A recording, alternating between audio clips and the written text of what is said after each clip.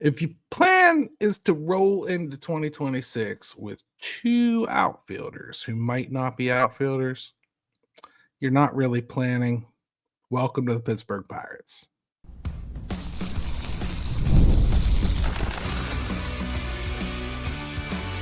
You are Locked On Pirates, your daily Pittsburgh Pirates podcast, part of the Locked On Podcast Network, your team every day.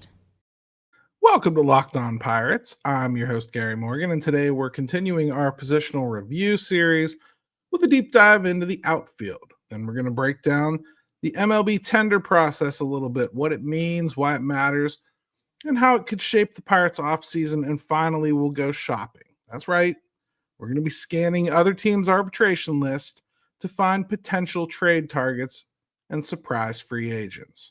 Today's episode is brought to you by FanDuel. Right now, new customers can bet just $5, and if your bet wins, you'll get $300 in bonus bets to use across the app. Download the app today. Outfield depth. Who's actually going to be here? Let's start with the names we know. Brian Reynolds. He's here. He's signed, and he's a fixture. Let's be honest. Center field is long in his history. He's not going to do it again. He's a right fielder. I don't believe he can play left field at PNC Park. So he's a DH or he's a right fielder at this point. And, the range is the problem. The arm is a problem because he doesn't have a right fielder's arm. If he was playing left field, I think you'd be more than satisfied with what he can do. But you put him in center field, he doesn't have the range. You put him in left field at PNC Park, he doesn't have the range. Defensive metrics seem to really like him this year in the outfield. So, maybe in a way we're being overly critical based on past performance, but it seems to me like he's borderline trending towards DH, and he's definitely a right fielder if he's going to play the outfield. O'Neal Cruz. We know what he is. Led the league in errors for the outfield, period, let alone center field. He's got the tools.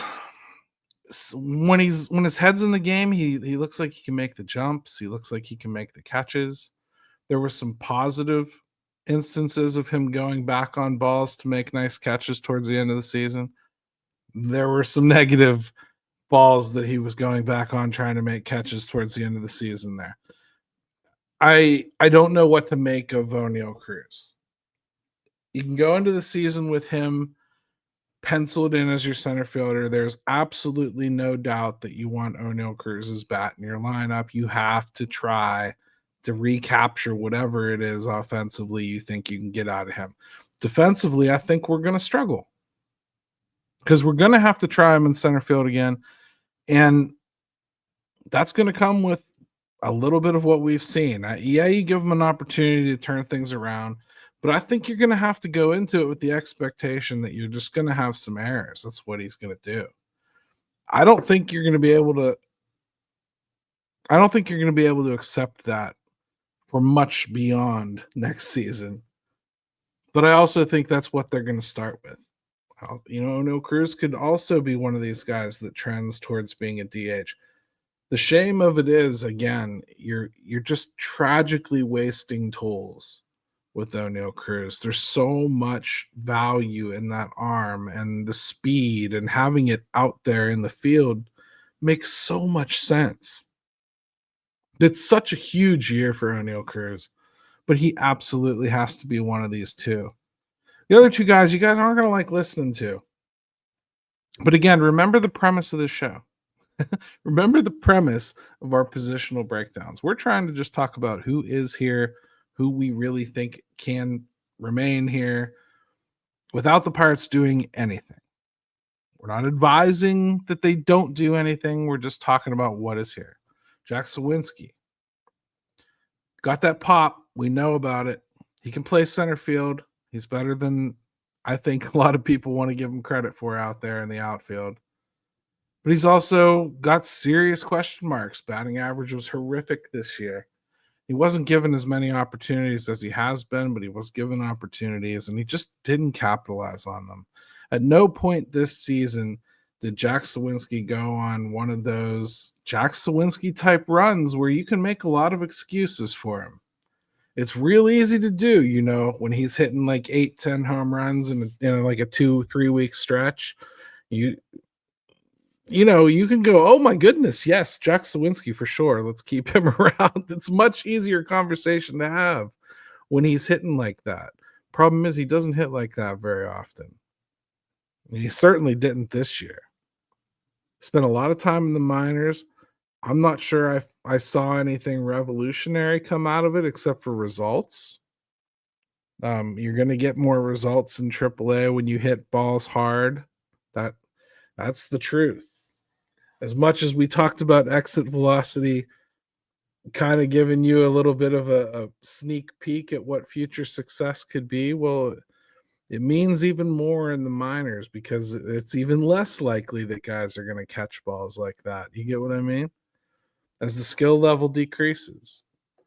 Yeah, the last one I want to talk about that's in the picture right now, again, is another underwhelming one. It's Alexander Canario. What do you do with Alexander Canario? He somehow lasted this whole season. He's toolsy. He's played center. I thought he played okay in center. Seemed like they wanted he and Jack to be some kind of a weird platoon when Oneil Cruz was injured earlier. But is he ready for more than just a fourth outfielder? I mean, or is that really what he is? Is he just a bench roll guy? Maybe. Maybe you're okay with somebody like Alexander Canario coming back. He has no options. But they basically had him rot on the bench all season long and seemed to be okay with it, right? And I guess at the end of the day, there's a role for that too. Maybe why spend money on somebody that's going to sit around and be that 26th man when you can have Alexander Canario do it? That might be what they do. Boy, I'd really like for my guy that is my 26th man that I'm going to use as a pinch runner every once in a while here and there. I sure would like him to be able to round third a little bit more successfully than he's been able to. It's been brutal watching him round third. He goes so wide, he almost runs into the dugout on his way home. Those are the guys I'm for sure are coming back. Then you got Billy Cook. Never got a shot this year. Absolutely wonderful defender. I think he would be great in center field. The hitting just didn't happen this year. It was awful. And then you got Nick York and Jared Triolo. Nick York, they've toyed with in the corner outfields. I think he could get some playing time out there. Jared Triolo can play all three of them. He can play center field, corner outfields. I would love to see them do it. I think it's a great way to get his bat into the lineup and a great glove out in the outfield to fill in a hole. I mean, when we talk about like Jared Triolo being a super utility, I mean it in the truest sense of the word. He could literally play anywhere. Andy Rodriguez is another option, and I'm just so unsure of him. It's very hard to list him here. And Connor Griffin is a wild card because, again, we talked the other day when we were talking about the middle infield. Connor Griffin could very well wind up in the outfield, and then that takes some of this equation and changes it on its head. That said, the Pirates need to go out and get two outfielders, I think. I wouldn't count on anybody other than Reynolds and Cruz here. And I have enough questions about Reynolds and Cruz that I think I'd like to get two just to make damn sure. I think this is one of those spots where the Pirates just have no excuse but to go out and get somebody. This is we talked all around the diamond, and I think I did a pretty good job of filling out the roster everywhere with the exception of the outfield. And now that I've done the outfield, I think it's the only one that I'm going to bar none say with absolutely zero wiggle room. I think you have to go out and get one, and I really think you'd be smart to get two. I'd get a lefty and I'd get a righty. And I would hope that each of them are capable of hitting 10, 15 home runs. When we come back, we're going to start talking about the arbitration projections and the tender process a little bit. It can be confusing for people, and I want to see what I can do to clear it up.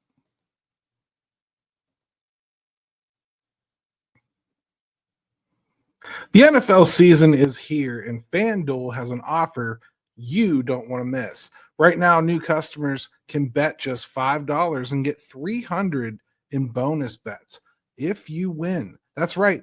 Pick a bet, put down $5, and if it hits, you'll unlock $300 in bonus bets to use across the app. FanDuel, it makes sports interesting. I just love watching the NFL and putting all kinds of silly prop bets all over the place. In fact, I just won money the other day when Trevor Lawrence got tripped up in the backfield and somehow stumbled for a touchdown.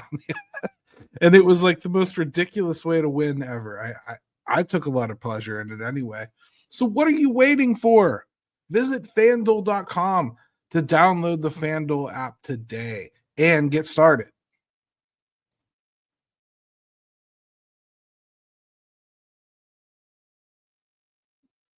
Hey, everybody. Welcome back to Locked On Pirates. So it's time for segment 2, arbitration projections, a little bit about the tender process. Some of you that are a little more plugged in, I apologize in advance. I'm going to go over some stuff here that's probably pretty standard fare to you, but this is an important process, and I want to be really welcoming and make sure that we're always an open environment for new fans, old fans, and even if you're a fan that's been around for a long time, these are some processes you might not pay as much attention to, and it's always good, I think, to have a firm understanding of how baseball works, even when they try real hard to make sure we don't understand it.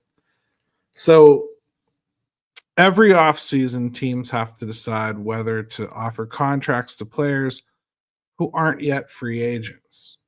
Pre-arb guys, and these are typically guys that have less than like 3 years of service.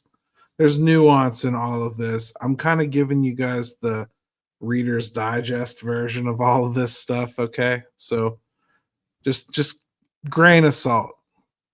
But pre-arb guys tend to be guys with less than 3 years of service.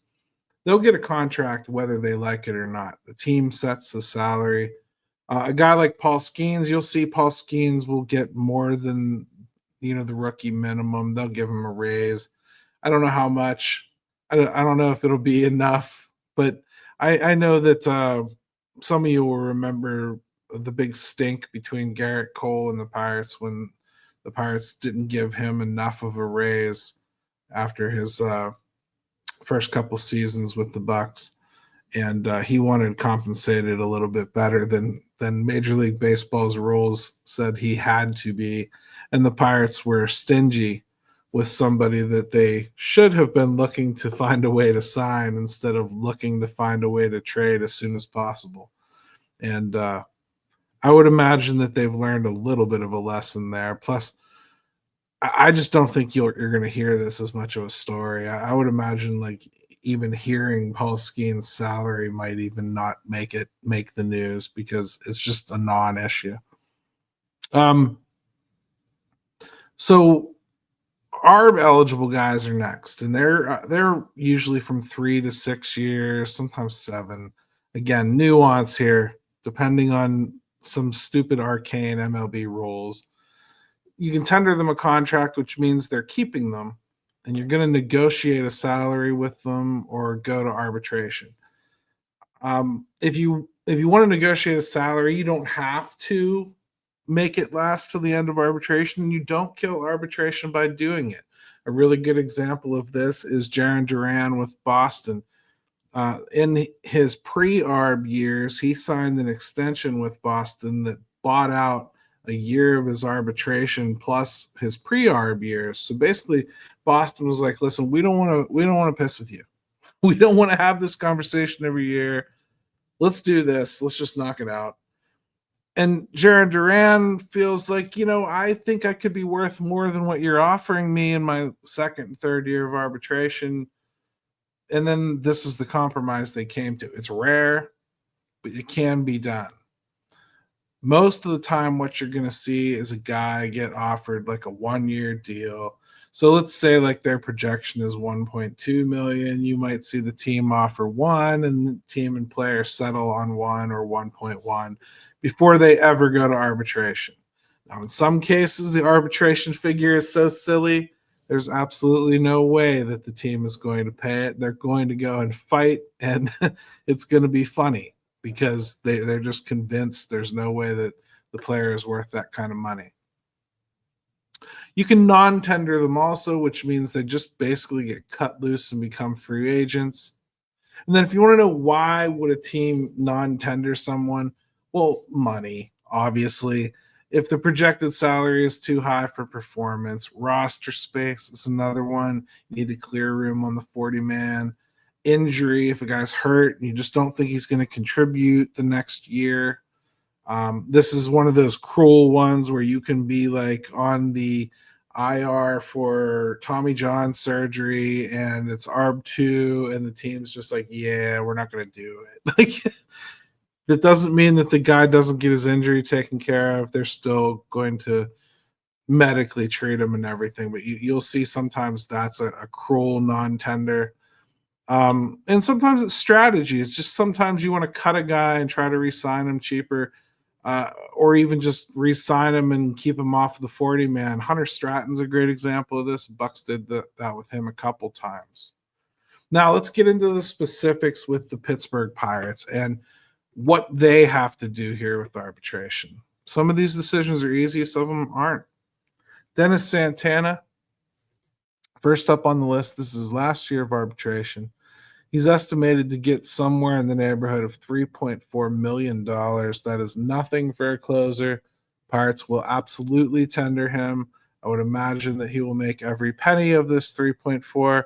In fact, I wouldn't be surprised if the Pirates just went ahead and tried to offer him a contract either somewhere in the $3 million range or something like 6 for 2, something along those lines. They might try to do something creative with Dennis Santana. Johan Oviedo, he's got 2 years of arbitration left, including this one. $2 million is his estimation. Boy, that is a bargain. Even if he winds up in the bullpen, you can't argue that. Johan Oviedo is absolutely going to get tendered. Joey Bart has 2 years of arbitration left, and his estimation is $2.7 million. Not in a nightmare would they pay $2.7 million for Joey Bart. Just did not do enough offensively, and defensively, he is a train wreck. There's absolutely no way that you can pay him $2.7 million. If the Pirates tender Joey Bart, expect them to try to negotiate that figure way down and or take him to arbitration where he will be proven that it should be far less than that. Again, I would advise moving on from Joey Bart. I think I made that pretty clear in our catcher positional review. But you could see the Pirates doing it. That's not that much money. That shouldn't be a big deal, even for the Pittsburgh Pirates. Justin Lawrence, first year of arbitration, $1.2 million. I think that's probably a little bit steep for a guy that spent most of the year on the IL. You can probably expect the Pirates to settle with him for less. Johan Ramirez entering his first year of arbitration, $1.2 million. Probably a pretty easy cut and attempt to re-sign. Yeah, that's right. I think the Pirates will probably non-tender Johan Ramirez. I think you'll see him get offers around the league for a minor league contract with an invite to spring training. And I think you might see Johan Ramirez take the devil he knows versus the devil that he doesn't and stick with the Pittsburgh Pirates, who have at least given him a consistent chance 2 out of the last 3 seasons, which he can't say for everyone else that has picked him up. Colin Holderman, first year of arbitration, $1.7 million. No way will they pay that amount for Colin Holderman. I don't know what you do here. I think the team will probably non-tender him, but man, that's that's asking to see him pop up somewhere else good. And listen, that's going to happen sometimes. The stuff is so good with him. It really is. I just don't know that the Pirates are going to have the patience or inclination to wait it out. $1 million, don't get me wrong, is not an awful lot of money. I would not mind spending that to put him even in the minors if it isn't going to work out, just because it's a big arm and it's the type of thing you're going to go out and try to sign anyway. So if you're gonna retain a guy, that's somebody worth maybe holding on to and throwing in the minors and letting him fight his way up for a position. O'Neal Cruz, first year of arbitration, expected to get $3.6 million. I got to be real. I'm not sure he'll get that. I think he will think he should. I think this could very well be an arbitration fight. I think the Pirates will have a very good case to offer him less. If they do, I think you're probably looking at a situation where O'Neal Cruz is officially not somebody you're ever going to consider extending. You're probably going to start putting a sundial on when you're going to trade him. Won't be this year, but you could easily see it coming out of 2027, the Pirates just being done dealing with O'Neal Cruz.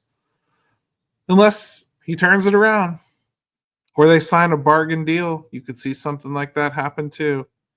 Dowry Moretta, first year of arbitration, $800K, no problem, no sweat. They'll absolutely retain Dowry Moretta. I can't see it going any other way. And I mean, I don't even think that's going to require thought. I would imagine that one is signed almost tender day. I bet you that's how quickly everybody agrees on that one. Jack Sawinski, first year of arbitration, $1.7 million valuation. How do you get there? Past MLB performance, past home runs that he's hit in major leagues. It's more than I'd pay. It's more than I think anybody will pay. I expect the Pirates to tender Jack Sawinski. I do. I expect them to tender Jack Sawinski and try to negotiate him down into the $1 million range. And I think you're looking at a guy that you hope makes the roster. And if he doesn't, $1 million isn't that big of a deal, even for the Pittsburgh Pirates.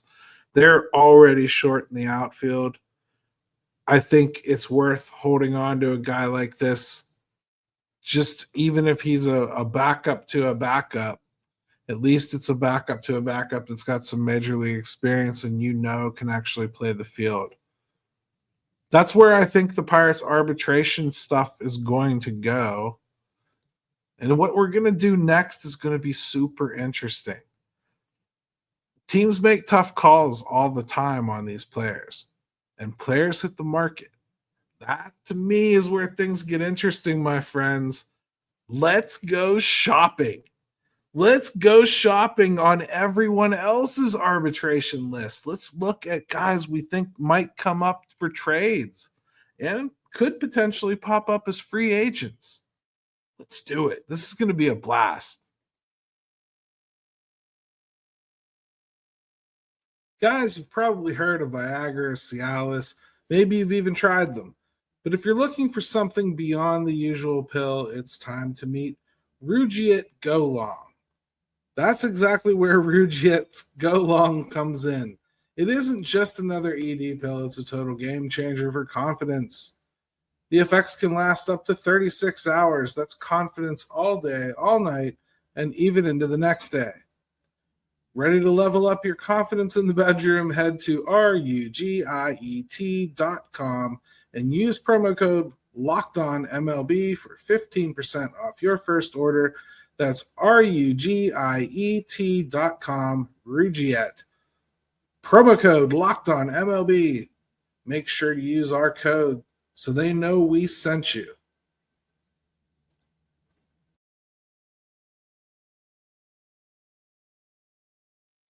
Hey, everybody. Welcome back to Locked On Pirates. This is going to be a fun segment, I promise. I want to look at other teams' arbitration lists. Arb 2 or 3 guys are expensive, and sometimes that makes them expendable. Like, let's look at a team just like the Angels, okay? They've got Taylor Ward, Arb 3, projected around 13.7 million. Solid bat, pricey. They got Joe Adele, Arb 2, 5.5 million. Tolsey, inconsistent. You got Brock Burke, a lefty reliever, $2 million. Could be a sneaky good pickup towards the end of his arbitration. It's not just the Angels. You got other teams too, like Dalton Varsho. Dalton Varsho with the Blue Jays is expected to get 9.7 million. The Jays might need to cut him in an effort to try to keep Bichette. I'm talking like a team that is like on their way to the World Series this year. You know, they're playing toe to toe right now. How about this one? Stephen Kwan of the Guardians. Okay. Now we're talking about potential trades here, right? These are guys that could get moved because their arbitration figures are starting to get pricey, right? Stephen Kwan, the Guardians have 2 years left of arbitration. He's going to make somewhere in the neighborhood of 8.75 million next year. You could see them start shopping him. That's when the Guardians tend to start shopping people, right? Yeah. Wouldn't Stephen Kwan look great patrolling the outfield for the Pittsburgh Pirates and leading off? Boy, that would be a terrific solution to a lot of things that this team needs to address. If you could go out and get like a Stephen Kwan for a good pitcher. Yeah, it's a couple years and you gotta poop or get off the pot if you want to extend him beyond that. But when's the last time the Pirates had a real good answer from the outside for anything for 2 years? Take the win, guys. Like, don't worry that it's only 2 years. They haven't signed anybody to a 2-year contract, well, ever under Ben Cherington, unless you count a reliever that never pitched for us. How about this one? Randy Arozarena of the Mariners. $18 million in his last year of arbitration is his estimate.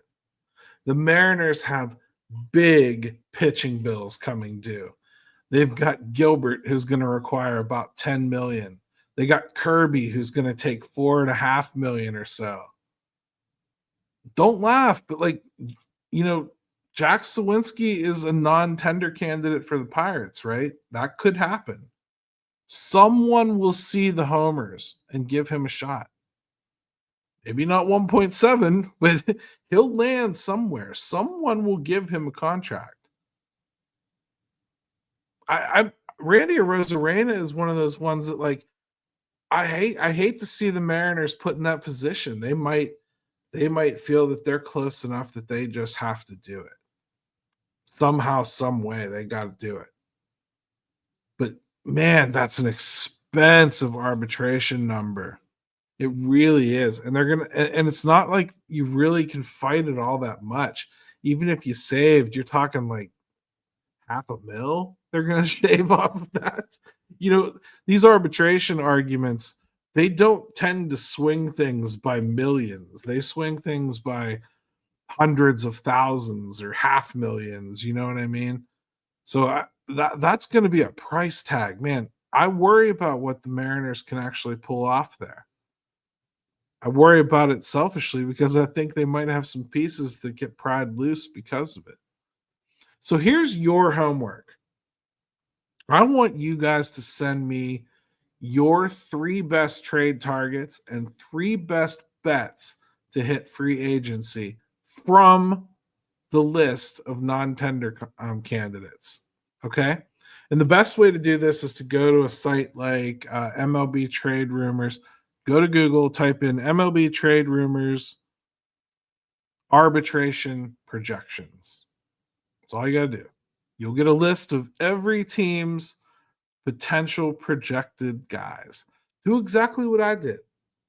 Look at their service times, figure out where they are in the arbitration schedule, and hit me with some ideas. We're always talking about this team needing to go out and get talent. Well, this is an area that a lot of teams ignore, and I'd really like the Pirates to be waiting there to snap up anything that comes falling off the talent pool. Anything that's too expensive, anything like that that can fall off. That's what I want the Pirates to be paying attention to. They can score a quick win and grab somebody up before they get traction elsewhere. Or potentially swing a trade for somebody that is priable. There's gonna be guys that are gonna pop up. I want you guys to reason these out. Scour the arbitration lists.